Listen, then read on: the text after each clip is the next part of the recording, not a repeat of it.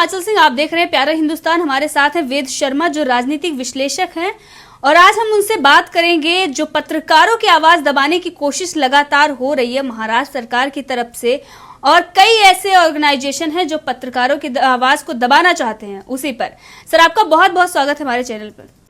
धन्यवाद। सर, आज अर्णव गोस्वामी को सुप्रीम कोर्ट से बड़ी राहत मिल गई है। जो बांद्रा का केस हुआ था, बांद्रा जो रेलवे स्टेशन पर लोगों की भीड़ इकट्ठा हो गई थी, उसमें रजा एकेडमी ने उनके खिलाफ एफआईआर दर्ज करवा दी थी और उस पर अर्णव गोस्वामी पहुंच गए थे सुप्रीम कोर्ट। उन्होंने कहा कि ये पूरी तरीके से राजनीति से प्रेरित है और ये इसमें महाराष्ट्र सरकार और कांग्रेस का हाथ है।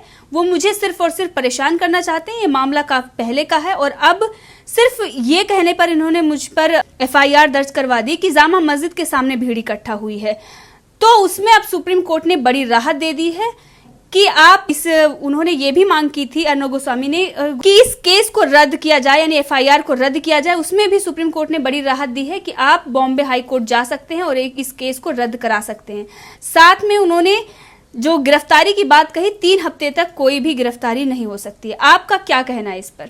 ये बहुत ही दुर्भाग्यपूर्ण है कि देश में लोकतंत्र के चौथे स्तंभ के ऊपर जिस प्रकार से टारगेटेड हमले हो रहे हैं और विशेषकर कांग्रेस के समर्थन वाली या कांग्रेस के गठबंधन वाली सरकारों में विशेष रूप से ये हो रहे हैं। आज देश को ये समझना बहुत जरूरी है। मैं आज आपको बहुत सारे उदाहरण और तथ्यों के साथ इस चीज को प्रमाणित करने का प्रयास करूंगा। क्यों कि आज देश में जनता को गुमराह करने का और कानून का दुरुपयोग करने का जो कांग्रेस की जो पुरानी नीति है, उसी को ये लोग आज दोबारा से कर रहे हैं। और सबसे बड़े दुर्भाग्य का जो इसमें विषय है कि कैसे मुंबई पुलिस, कैसे महाराष्ट्र का जो शासन है वो इस सरकार की कठपुतली बना हुआ है। मुंबई के अंदर एक इतने बड़े पत्रकार को 12 घंटे के लिए पुलिस इंटेरोगेट करती है और पालघर के जो गुनहगार हैं उनके ऊपर आज तक कोई कार्रवाई नहीं हो पाती। तो आपको समझना पड़ेगा, जब पॉलिटिकल वेंडेटा के जो ये केसेस होते हैं, अब हम बात करते हैं सेक्शन 295। सेक्शन 295 ये है क्या? आज आप उठा के देख लीजिए कि मीडिया का एक सेक्शन जो कांग्रेस या कांग्रेस समर्थित आइडियोलॉजी को सपोर्ट नहीं करता, उसको वो लोग अपने इकोसिस्टम के माध्यम से प्रताड़ित और परेशान करने पे तुले हुए हैं। चाहे वो अर्णव गोस्वामी हो, चाहे वो अमीश देवगन हो, चाहे वो सुधीर चौधरी हो। सुधीर चौधरी ने रोशनी एक्ट, जो जम्मू कश्मीर के अंदर एक सिस्टमैटिक तरीके से वहां के डेमोग्राफी चेंज करने के लिए जिस प्रकार से जो जंगलात की जमीनें हैं, जो सरकारी जमीनें हैं, कैसे वहां के अधिकारियों और राजनेताओं की मिली भगत से वो बंदर बाट हुआ, अरबों रुपए का, कईयों सैकड़ों बीघा जमीन का जो बंदर बाट हुआ, जब उन्होंने उसको जमीन जिहाद करके उन्होंने जब इस पूरे मसले को देश के सामने रखा, तो एक पर्टिकुलर सोच के व्यक्ति ने केरला में जाके उनके खिलाफ नॉन बेलेबल धाराओं के ऊपर मुकदमा करा दिया। आज देश की जनता को यह जानने की जरूरत है कि जब आज देश के तमाम हिस्सों में, जब हम पिछले 5-10 साल से हम एक प्रथा देख रहे हैं, निर्भया के दोषियों को सजा मिलने में इतने साल लग गए, और आज आप किसी भी राज्य में, किसी भी पुलिस स्टेशन में जब आप किसी केस को लेकर जाते हैं तो वहां एक साधारण एफआईआर करने में कितना समय लग जाता है। परंतु आज इतने बड़े पत्रकारों को 295A के तहत बिना उसका संज्ञान लिए, बिना उसकी जांच परख किए कैसे नॉन बेलेबल ऑफेंस करार दिया जाता है? तो ये देश की जनता समझ रही है कि ये पूरा का पूरा पॉलिटिकल वेंडेटा है। आज एक देश के बहुत बड़े वामपंथी बुद्धिजीवी पत्रकार रवीश कुमार जी, मैं नाम कोट करके बोल रहा हूं आपके चैनल से, क्योंकि उन्होंने एक शब्द इजाद किया जिसको गोदी मीडिया कहा जाता है। तो मैं आपके चैनल के माध्यम से देशवासियों को बताना चाहता हूं, जिस एनडीटीवी के वो कर्ता धर्ता हैं, जिस एनडीटीवी के वो इतने बड़े पत्रकार हैं, उनकी जानकारी के लिए बता दूं कि 2007 में प्रधानमंत्री मनमोहन सिंह के कार्यालय के अंदर एनडीटीवी का उद्घाटन हुआ था, और ये वही एनडीटीवी है जिसको दूरदर्शन से टेप्स दूरदर्शन से इक्विपमेंट चुराने का दोषी पाया गया, उनके ऊपर आरोप लगते आए हैं। तो जो लोग सत्ता की गोदी में सालों से बैठे रहे और आज उनके मन मुताबिक की सरकार नहीं है, तो वो जो है अपने साथी पत्रकारों के ऊपर होते हुए हमले को मूक दर्शक बन के खड़े होते हैं, उनके ऊपर कोई बात नहीं करते। एडिटर गिल्ड चुपचाप रहता है।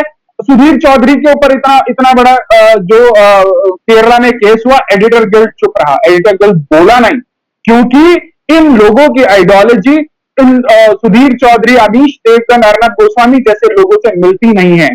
तो ये बड़ा देश का दुर्भाग्य है कि कहीं ना कहीं देश का जो लोकतंत्र का जो चौथा स्तंभ है उसमें बहुत भारी मिलावट हो गई है और ये देश के भविष्य के लिए अच्छा नहीं है। जी, आज जो सुप्रीम कोर्ट में एक बड़ा खुलासा और हुआ, हरीश साल्वे जो अर्नब गोस्वामी के वकील हैं, उन्होंने एक खुलासा किया कि जिन पुलिस कर्मियों ने अर्नब गोस्वामी से पूछताछ की थी उनमें से एक को कोरोना पॉजिटिव पाया गया है।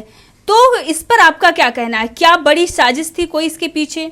इसी कड़ी को आपके बीच में जोड़ना चाह रहा हूं कि ये मैं आरोप लगा रहा हूं आपके चैनल के माध्यम से, ये कांग्रेस की नीति और ये कांग्रेस की नीयत है कि जो उनकी प्रवृत्ति, जो उनकी धारा के विपरीत बोलेगा उसको साम दाम दंड भेद से न्यूट्रलाइज कर दिया जाएगा।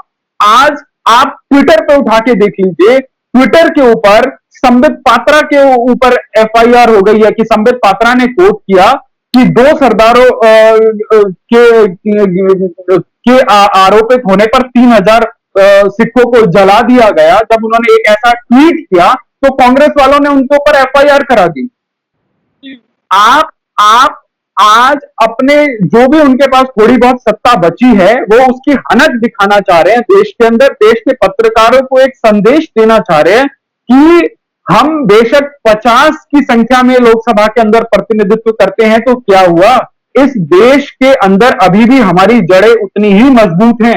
बेशक नरेंद्र मोदी की सरकार ही क्यों ना हो देश में, परंतु कहीं ना कहीं हमारा प्रभुत्व अभी भी बाकी है और आप हमसे बच नहीं सकते। तो ये पूरी की पूरी साजिश है अर्नब गोस्वामी, अमीश देवगन, सुधीर चौधरी जैसे जो भी राष्ट्रवादी सोच के पत्रकार हैं, इन लोगों को हतोत्साहित करने का, इन लोगों को मारने तक का ये साजिशाना हरकत है। क्या मुंबई पुलिस के कमिश्नर को, परमवीर सिंह जी को क्या नहीं पता था कि जो पुलिस का सिपाही उनके साथ बैठा है, जो 12 घंटे अर्नब गोस्वामी को उन्होंने कौन सी चोरी, कौन सी डकैती या कौन सा इतना बड़ा केस था जिसके लिए 12-12 घंटे इन्वेस्टिगेट करवाया गया, इंटरोगेट करवाया गया? क्या रिपब्लिक भारत के सीएफओ को 8-8 घंटे तक इंटरोगेट करवाया गया?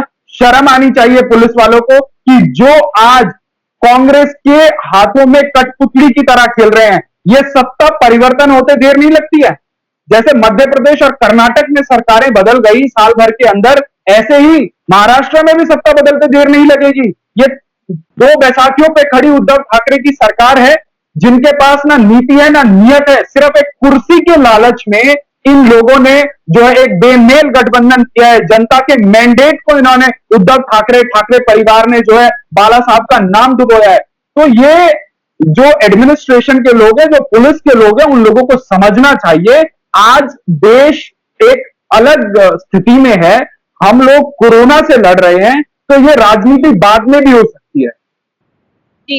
जी, हरीश साल्वे का जो अर्नब गोस्वामी से सवाल पूछे गए उस पर भी उन्होंने आपत्ति जताई कि किस तरीके से सवाल एक सीईओ से पूछे जाते हैं कि आपका असली ओनर कौन है, आपका आय व्यय का कहां से आपकी फंडिंग होती है, आप कहां क्या खर्च करते हैं, इसको ये भी मुंबई पुलिस ने पूछा। साथ में ही ये पूछा कि आपकी गेस्ट लिस्ट जो आपके पैनल में लोग आते हैं वो कौन डिसाइड करता है, ऐसे सवाल। ये देखिए, सबसे शर्मनाक बात है, आज हरीश साल्वे जी ने देश के सामने कांग्रेस का चरित्र खोल के रख दिया। क्यों?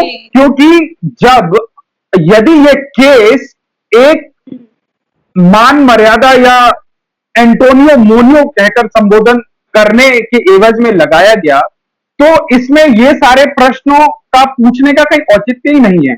तो इससे प्रमाणित हो जाता है कि कैसे मुंबई पुलिस अपने राजनीतिक आकाओं को खुश करने के लिए अर्नब गोस्वामी के ऊपर बेवजह दबाव बना रही थी। सर आपका बहुत बहुत धन्यवाद हमसे जुड़ने के लिए और फिर मिलेंगे अन्य विषय पर। जी।